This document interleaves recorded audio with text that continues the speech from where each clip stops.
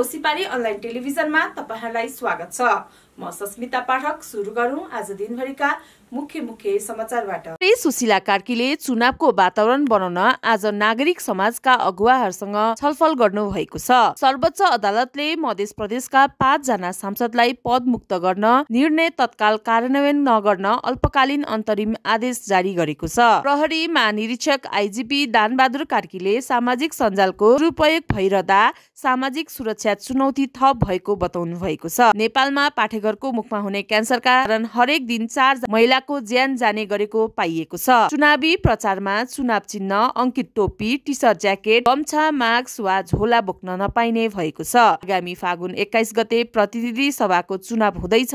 चुनावको लागि निर्वाचन आयोगले आचार संहिता बनाएको छ। राष्ट्रिय परिचय पत्रसँग आबद्ध गरी व्यक्तिगत स्थायी लेखा नम्बर प्यान आफैले लिन सकिने प्रणालीको शुभारम्भ गरिएको छ।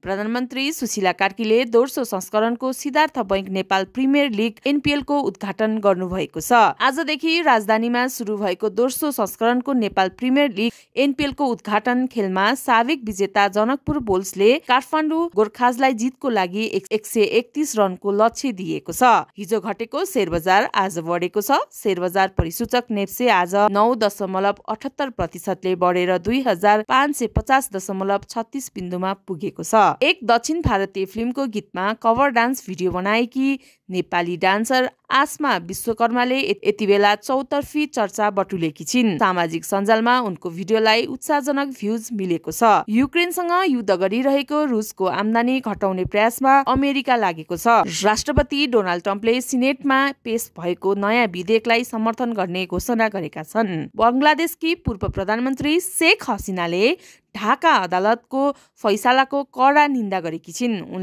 उनले फैसलालाई पक्षपातपूर्ण र राजनीतिबाट प्रेरित भनेकी छन्। तपाईहरुलाई आजको समाचार कस्तो लाग्यो त कमेन्ट बक्समा गई कमेन्ट गर्नुहोला। साथै हाम्रो च्यानललाई लाइक, फलो, कमेन्ट गरी हामीलाई प्रोत्साहन गर्न नभुल्नुहोला। धन्यवाद।